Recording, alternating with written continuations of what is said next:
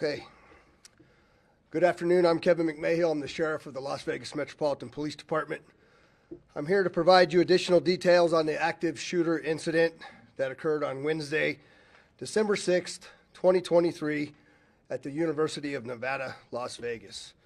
The event was initiated as a shooting call at 11:45 a.m. The incident occurred in the 4500 block of South Maryland Parkway within the UNLV campus at Beam Hall. You can see the map to my left. Our suspect is identified as 67-year-old Anthony James Polito, P-O-L-I-T-O. He lived in Henderson, Nevada. He had a previous criminal history of computer trespass out of Virginia in 1992. You can see his photo to my left. Polito was armed with a Taurus 9mm handgun. He had brought 11 magazines to the scene with him. 9 loaded magazines were found on his person after the shooting, and you can see in the photo to the left, one of the magazine carriers that was fixed to his body. I'll talk about that here in a little bit. The gun was purchased legally in 2022, and at this point in the investigation, we do not know how many rounds he has fired. The names of the involved University of Nevada, Las Vegas officers will be released by their agency within the next 48 hours. I'm told that that will occur tomorrow. The deceased victims are identified as follows. The first victim, Patricia Navarro Velez, lived in Las Vegas and was a 39-year-old female. Navarro Velez was the assistant professor in accounting who worked in the Beam building on the 4th floor. Che Jung, or Jerry Chang, was a 64-year-old male. He lived in Henderson, and he was a professor of business who worked in the Beam building on the 3rd floor. The third victim, in this case, we will not be identifying because the Clark County Coroner's Office has not yet been able to notify the next of kin. And so out of respect for the family, we will wait to identify the third victim until the family is notified. The fourth victim is a shooting victim who's a 38-year-old male. He is currently at Sunrise Hospital, and his condition has been downgraded to, again, a life-threatening position. He was a visiting professor. At this time, it is unknown how long it took for the suspect to find the first victim in the building.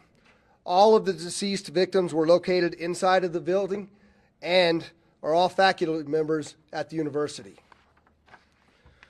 The following is the sequence of events as we know them right now. On the 6th at 11:45, a citizen called LVMPD Communication to report shots being fired on the UNLV campus in the 4500 block of South Maryland Parkway. During several subsequent 911 calls, the location of the active shooter was determined to be at the Frank and Estella Beam Hall, which is right next to the Student Union. There's a map here on the screen next to me. Immediately, we implemented a valley-wide, multi-jurisdictional agency counterterrorism action capability, or otherwise referred to as MACTAC response, which headed immediately to the UNLV campus. That's all police jurisdictions, fire and EMS, begin to head immediately towards the scene of the incident. Our investigation revealed that the suspect arrived on the campus at about 11:28 a.m. in a 2007 Lexus. We were able to track his vehicle to a parking lot south of the Beam Hall at around 11:30 a.m. Our suspect had exited his vehicle and went to the passenger side of the vehicle, where he appears to begin to put objects onto his waistband. We now know that he then walked north towards the Beam Hall and at one point pauses briefly, turns around, and returns back towards the south parking lot before entering the building on the southeast corner at approximately 11:33 a.m. We now know that at 11:45 approximately, the shots were first reported to dispatch. Shortly thereafter, officers from both UNLV and LVMPD arrived and heard shooting coming from inside the Beam Hall and went in immediately, and I stress without hesitation, to neutralize the threat. The suspect exited the building at around 11:55 and was confronted by UNLV plainclothes police officers, and a gunfight ensued. The suspect was struck multiple times and collapsed to the ground. Officers quickly formed an arrest team and took him into custody. He was deceased at the scene. We're now going to play a video of this shooting scene. Before we do this, I just want to set it up for you very quickly. You will see the suspect come down from over here. There's an officer that believes he's potentially a professor, and there's another officer off screen that you won't be able to see here. We'll talk about him in here in just a couple of minutes. Go ahead, Carlos.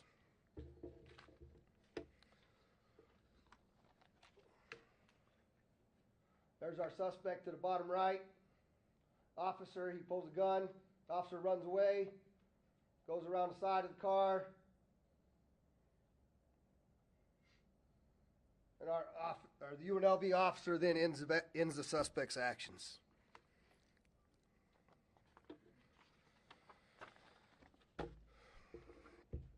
Officers then assembled action teams and began a systematic search for additional suspects and victims. Those teams went through multiple buildings and multiple floors. Many times we had to force entry into rooms where students and faculty were sheltering in place. Officers had to escort each one of those rooms of faculty and students to safety. During the search of Beam Hall, 2 victims were located on the 3rd floor. 1 victim was located on the 4th floor, and we believe the 4th victim who survived was on the 5th floor when shot. He got out of the building and was taken to Sunrise Hospital. And I just want to stress to you, we don't yet know the sequence of the shootings. We don't know where specifically, what floor it started at, or which victim was the first victim. We are still piecing together that information. There are no cameras on the interior of the building, so it's taking us more time to understand that. What I found out right before I walked in here is that the victim that was shot on the 5th floor that had walked outside, he was met by 2 Metro police officers, thrown into a police car, driven to an arriving community ambulance, which then immediately took that individual to Sunrise, which probably saved his life. The suspect's vehicle was recovered at UNLV, and after executing a search warrant, we located a dash cam in the vehicle, which allowed us to have a better understanding of the suspect's movements earlier in the morning. Our detectives learned prior to the shooting, the suspect had earlier visited a Henderson post office and sent 22 letters to various university personnel across the country with no return address. We are currently working with the postal inspector and our federal partners to begin processing these letters. We do not know the contents of these letters, and we're working to contact the recipients of those letters. As most of you know, last night LVMPD detectives executed a search warrant at the suspect's Henderson residence, and some items were recovered there. Importantly, there was a chair with an arrow pointing down to a document, which that document was similar to a last will and testament. There were several computers and hard drive components. There was ammunition consistent with the same cartridge cases located at the scene, and there was a Taurus handgun box matching the handgun that he used. I want to stress that we're still learning a lot about this suspect and still trying to understand motive. We know he applied numerous times for a job with several Nevada higher education institutions and was denied each time.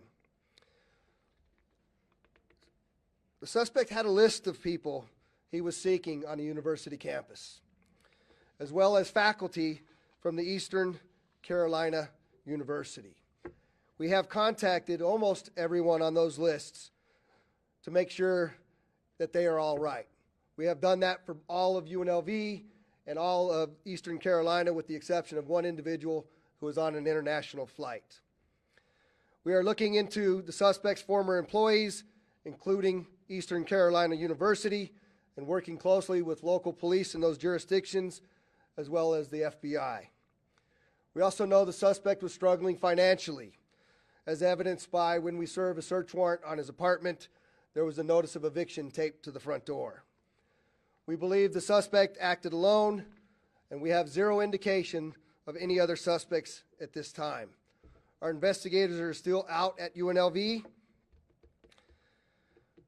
I also have to say that when first responders, you guys can understand how chaotic this scene was.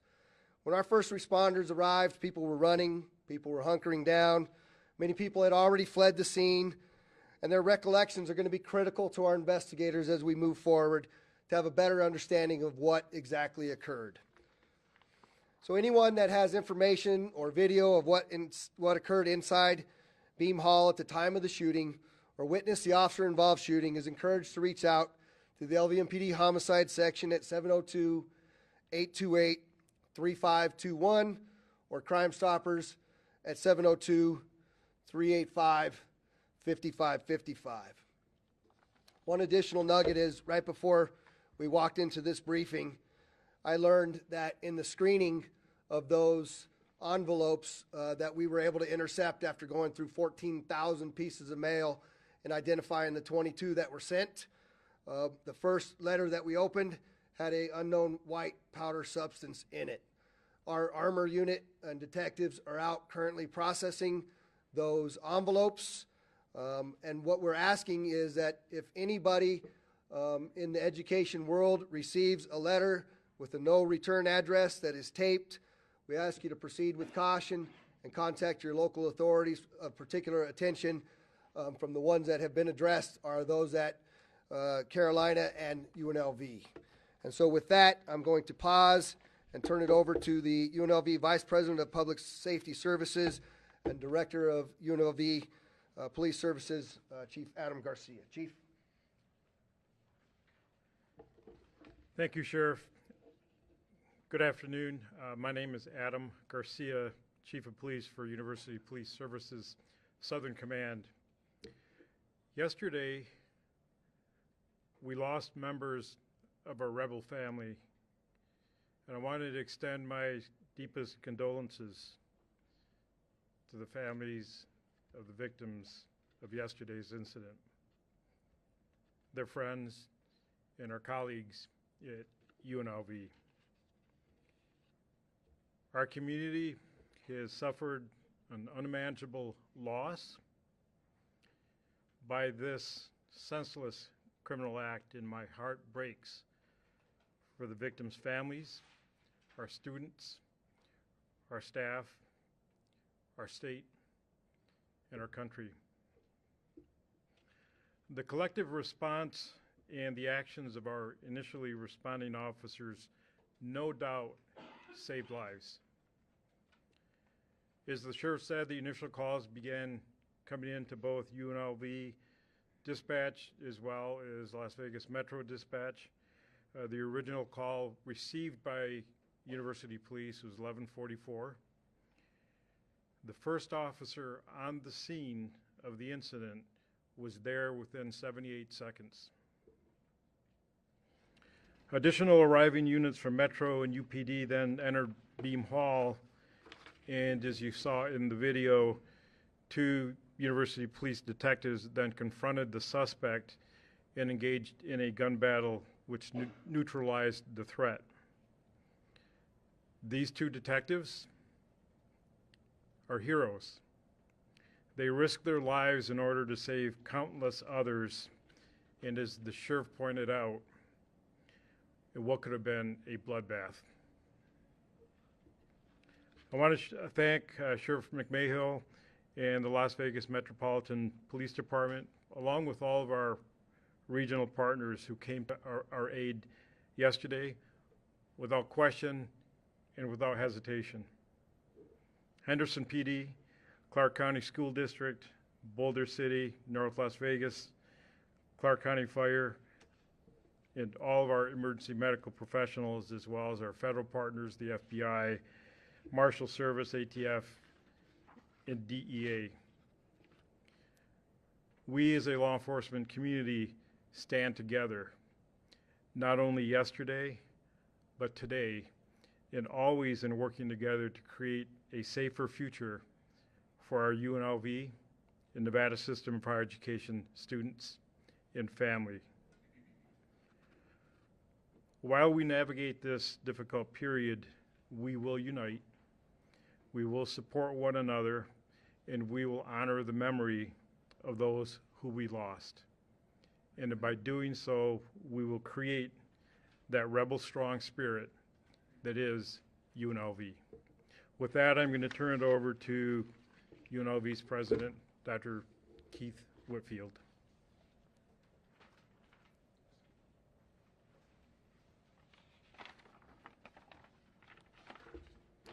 Good morning.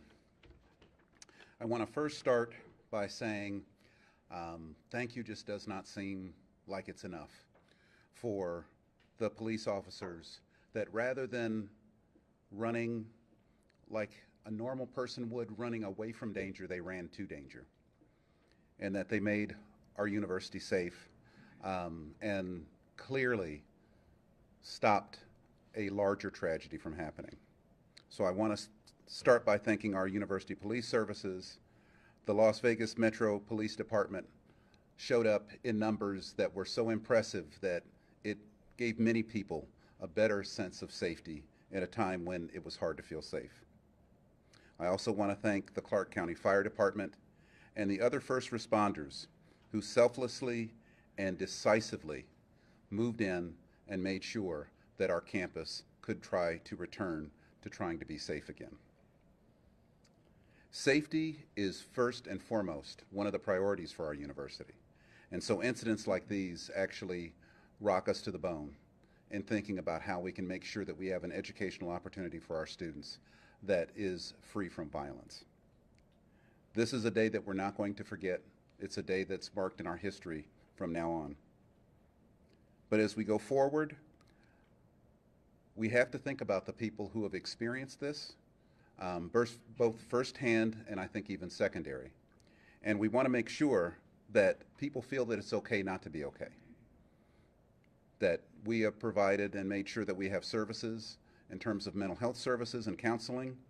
The Resiliency Center was set up after October 1, and it's another resource that we're coordinating with to make sure that anyone who actually needs help can get help. I have been absolutely overwhelmed by this city. I'm still relatively new. Sometimes it doesn't feel like that, but in my 4th year, I've always felt connected to this place, but I think now I have a really good reason why. It's because of the incredible support that has been offered to myself and to our university in terms of people, agencies, everything, our hospitality industry, all reaching out to see if they could find out ways to be able to help us at this time. I want to thank all of you all. I want to be able to thank our federal delegates, our Nevada commissioners, senators, assembly people. They've all reached out to try to figure out if there's any way that they can extend a helping hand. I think the helping hand comes in the form of being able to make sure that we stay together as a community. These kinds of incidents are things that can disrupt, erase, and erode the feeling of community.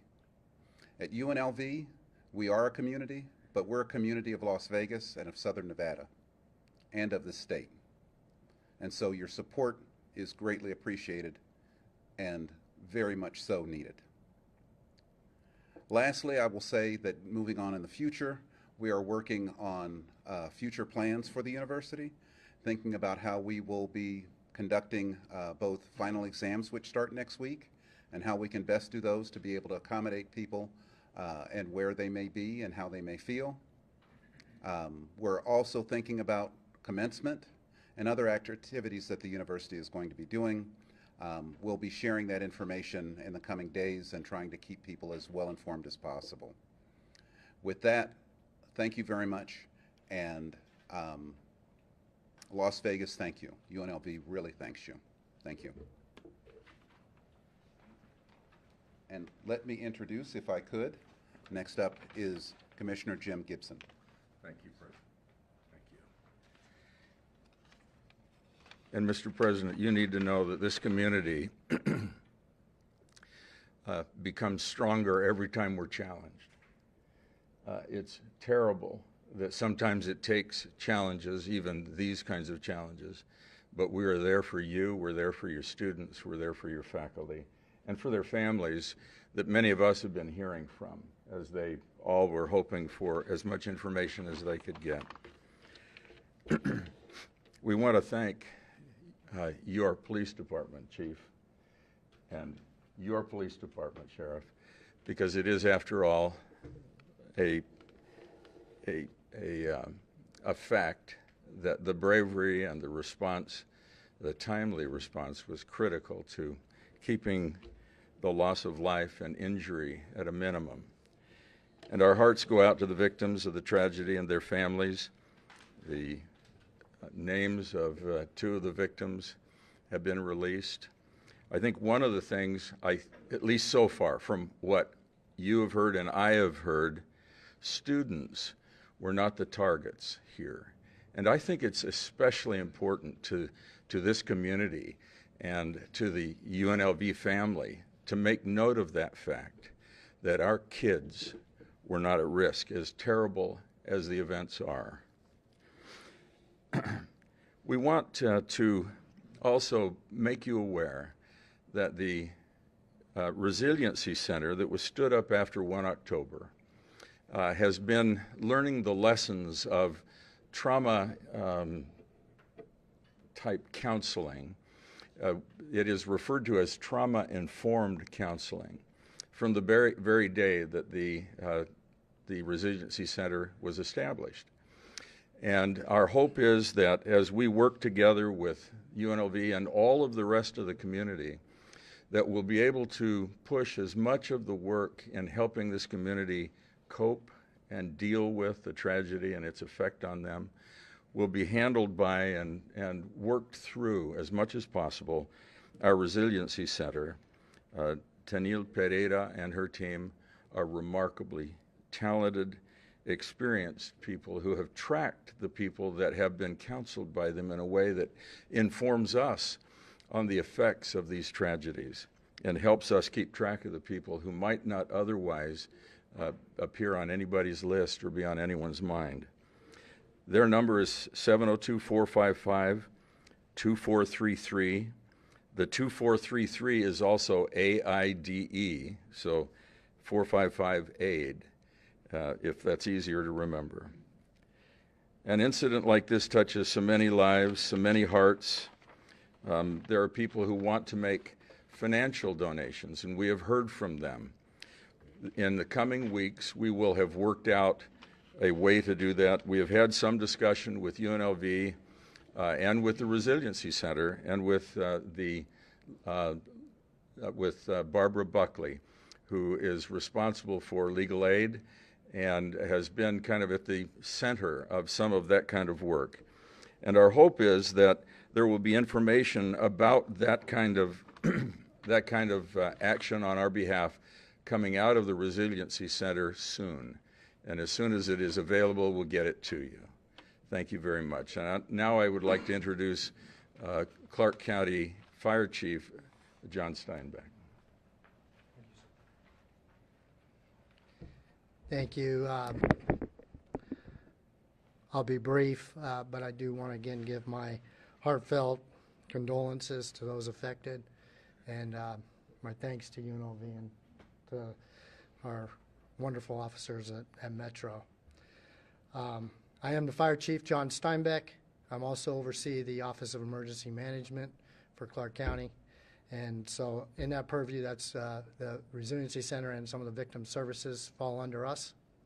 And so exactly what the Commissioner just spoke to, I'll just expand just a little bit on. He gave the phone number. I'll give it again, 702-455-AIDE. But we also have a stood-up website, FAC of southernnevada.org. And let me tell you just some of the brief history, of course, is we built that after 1 October especially for the victims of 1 October at that time. It has then, since then, transitioned to the victims of all need and all crime. And so that way we had it ready for an incident like today. And some of those things that are available are behavioral health referrals, on-site therapists right there at the Resiliency Center. Out-of-state providers, as they're not all local students, of course, sir. So some might be going back home. And the Resiliency Center can assist with that. Legal advice, and it might sound odd, but still could assist with reunification efforts, and that's not uncommon, even this far after an incident, that there could be some needs for reunification. And so the people at the Resiliency Center stand ready to do that.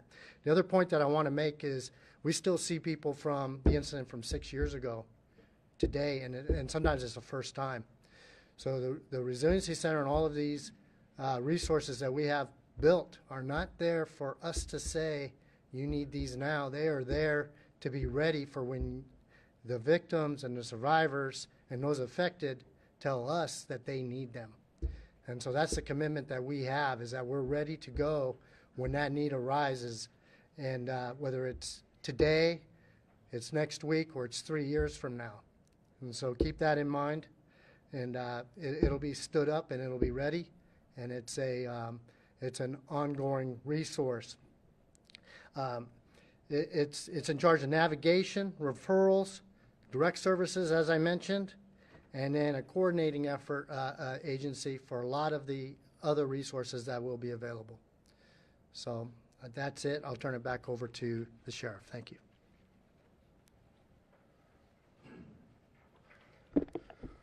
All right, I'll be happy to take some questions. If you would, please just say who you are, where you're from. So. Yeah, I'm with Giselle Lamar. I'm with NBC. Could you specify which lessons were learned during October 1st that you applied to this situation? So the question is, what lessons did we learn during 1 October that we applied to this situation? I think the fire chief and I could both talk at length about this, and maybe I'll let you start with that, John. You want to start with the response to that? I'll follow up after you. Yes. So again, we could certainly speak to that for hours, but specifically on the response side of it, of course, is the command element, right? So immediately we want to have a unified command as quickly as possible, and also on the operations side. We want to get our rescue task forces engaged as quickly as possible. National average is something like 45 minutes most of the time. They were up and ready and rolling within 10 minutes. When I say a rescue task force, that is a combined task force between law enforcement and medical providers. In this case, in this jurisdiction, fire department that is trained together and that is ready to go ahead and give those relief efforts and provide medical aid. And so those are immediate on the operations side from the fire department side of it. On the recovery side of it, of course, is everything that we've already started to talk about and to build. Before, we did not have ready to go plans that were in place for victim services, right? No community really does.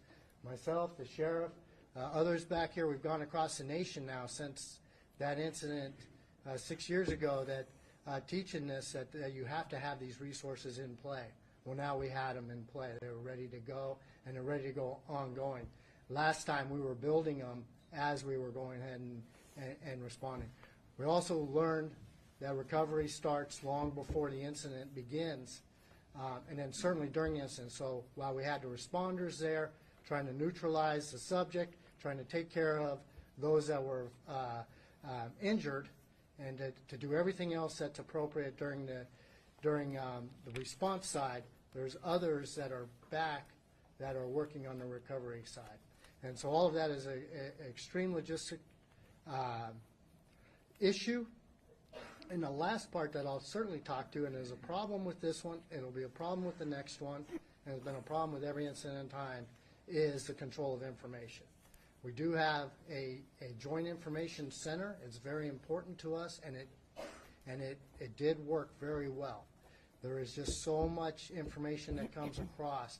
You know, even myself, as counting right there on the scene, at one point in time, I had the victim count way higher than what we ended up with. And so I'm really grateful that the initial information was wrong, grateful beyond words, but you have to know that that's coming through. Well, at the same time, we got information coming from, you know, everybody with a phone, everybody with that's there on scene, everybody that's out there that's just, you know, using conjecture as to what's happening and also posting that. But we have a joint information center that's in place with the emergency agencies represented. That's through the county as the lead agency. So not only can we control and understand the information, but that information is necessary back to us as well as we're making direct operational decisions and recovery decisions. And so that is just a brief answer to your question now. I'll turn it back over to the sheriff.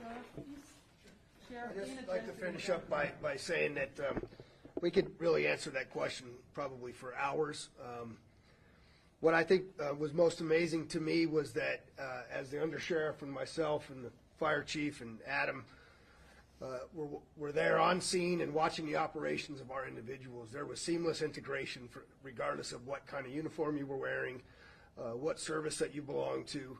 There was zero hesitation, and they just executed unbelievably well. And that didn't happen on October 1 nearly as well as it did, and I attribute a lot of that to the Reality-Based Training Center and our mandate to train together as we move forward in the future, and it's only going to get better from here. So, Sheriff, I'm going to let Dana Gentry Dana. go current. You said that the officers arrived and went in without hesitation. Are the officers we saw in the video, are those the officers who went in? Did they search for 10 minutes and then come back out? So Dana's asking if the officers that you saw in the video are the officers that went in. Yeah, they did go in the office. We still are not exactly sure the suspect's movements and the officers' movements, and we'll still work on that investigation to determine exactly that. But yes, we do know those detectives went in along with some Metro police officers immediately. And were any of the victims on the target list that you found? No, I said that, I believe, in the briefing, but none of the victims that were on the target list were actually, none of the individuals listed on the target list became a victim. Sorry. Vanessa Murphy, KLAS. Sheriff, were there any warning signs, any conversations with Polito's friends, family, neighbors, anything like that? So Vanessa's asking if there's any warning signs, any conversations with the suspect's friends or family or anything that we became aware of. Of course, we're scrubbing social media devices, the computers that we seized, all of those things. But prior to the incident, the answer to your question is no. Sheriff Ken Witter, AP. First, I'd like to ask Chief Garcia a question. Will you identify the hero detectives as you describe them for us at this time? And Sheriff, I do have another question. Not at this time. That information will be forthcoming at tomorrow's press conference. And Ken, the answer to that question is we're not allowed to until 48 hours after an officer-involved shooting. It's the same protocol. You dropped the report about threats to UNLV and Eastern Carolina University targets is new to us. Would you go over that again for us, please? How many names were on those lists? And has everybody been contacted? Thank you. So Ken's asking if I can give you the name, or the number of names that were on the list. There were names from both UNLV faculty as well as Eastern Carolina faculty. I don't remember the number right off the top of my head. I can provide that to you subsequent. However, all of the UNLV faculty members have been notified, and all but one of the Carolina faculty members have been notified, and that individual has not been contacted because they're on an overseas flight. And I meant to ask also, have the 22, you described 22 letters went out, have all of those people been identified and contacted? Yes. Ken asked if we've notified and contacted all of the individuals that, of the 22 letters that we've become aware of. I believe they've all been contacted. Sir? With KTMB, is there an increase in security measures on UNLV campus moving forward? Are you guys planning to have more surveillance there as well? So I'll let the chief from there answer, but I would like to, the question was, is there an increase on the University of Nevada, Las Vegas campus? I just want to give kudos to UNLV. While I was there in the immediate aftermath of this event, the notification system that was continually going out and being provided to the students and faculty, I thought was just exceptional. And I haven't had a chance to tell you that myself, but just really, really well done. But if you want to answer that. we are currently in the process of looking at the fundamental platforms that we are using to notify our campuses in the event of an emergency. We are currently looking at the number of folks who we have assigned to each campus. As of today, we have well more than a dozen Metro officers, as well as another large number contingent of university police officers who are assigned to UNLV campus. We are also leaning on our local partners, in particular the Clark County School District in Henderson and North Las Vegas, to help provide some security measures to the CSN campuses in Nevada State and DRI. Once we have gotten past this event, the intent is that we will bring a group on board who will assist us in looking at this event. What did we do right? What needs improvement? And then we'll be able to answer the question as to what can we do to improve safety on campus. Of course. Hi, Janelle Calderon with the Nevada Independent. This is a question for President Whitfield. What do you think of students petitioning for UNLV to become a closed campus? So the question's for President Whitfield, and the question is, what do you think about students petitioning for UNLV to be a closed campus? Yes, thank you. UNLV is an urban research campus. And as you look across the country, there are some where they have quote-unquote closed the campus, and others they have not. We're going to be taking a look at that and seeing, because what I hear from fellow presidents is that they don't feel that closing the campus actually ends up becoming a deterrent. When there's an evildoer that wants to get in, and if you have any kind of access to the campus, which we're Las Vegas's university, we have to make sure that we have access for you all to come and go, and to be able to take the enrichment things that come from our fine arts, from the STEM programs for summer, all of those sorts of things. And so, as the chief mentioned, we're going to be taking a look at this incident and seeing if there's other things that we can do. I'll just say that my inclination is not to close the campus, but to see if there's other things that we can do to be able to make sure that we have other safety features in mind. One of the things that I've seen at other urban campuses, and that we do have some now, but I'm sure the chief would not turn down my offer to see if we can put more cameras on campus. And again, we're going to be looking at other kinds of protocols and things. I hate to say a horrible incident like October 1 helped, but it did actually help us think a little bit more about safety. It was amazing to see how our faculty and students actually understood how to basically hide and to be safe. They did that across campus. I think between Metro and our police officers and the fire department went across a 332-acre campus, and it ended up going through all of them, and they found people in places like that. They found me, actually, in places like that. And so there's other things that we can do. That step of trying to close the campus, I think we just have to be cautious to make sure that it doesn't ultimately hurt what our ultimate purpose is, which is to provide a great education and great opportunities for the citizens. Thank you. No, right here. Sheriff Joe Beadle with Fox 5. Do you know if the gunman had any other plans of violence having made it out of UNLV? So Joe asked if I know whether the gunman had other plans of violence if he made it out of UNLV.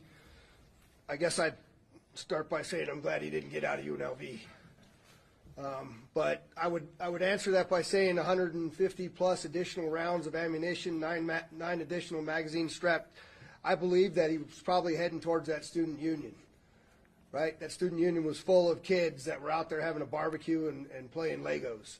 And so I believe we averted a much larger tragedy by the actions of that heroic police officer. I'm going to end by saying this. There's still a lot more information. Clearly, I provided a lot of information that you did not have today. I know that you have an appetite for this information. We also have a responsibility to not release the information until it's been vetted, just like I did not release the name of the third victim. I will give you the information as quickly as I can responsibly. I promise that to you. There are a number of other aspects of this investigation that we must continue to move forward. But also, I want to remind you that tomorrow we're going to mourn one of the troopers who lost his life out of the 2 last week. We also have a presidential visit. And so I'll be balancing that opportunity for our first responders to properly honor those that lost their lives, as well as providing you that information. So it may come in a different form than a press conference, but you have my word, we will get that information. And so I appreciate you as the members of the media. Thanks for coming. Sheriff, given that, would you tell us if Alito had a relationship with the people who were shot? President Whitfield, can I ask you a question real quick?